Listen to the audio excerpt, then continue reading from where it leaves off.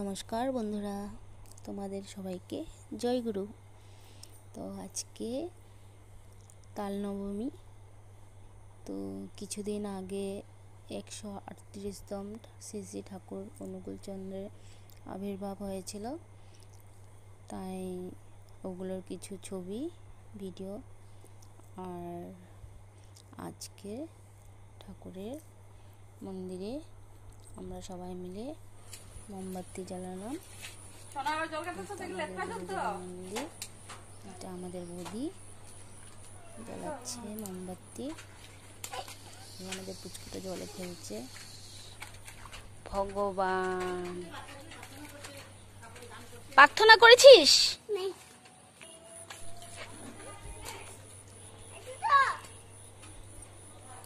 হয়তো তোমাদের বাড়িতেও সবাই মোমবাতি জ্বালাচ্ছে।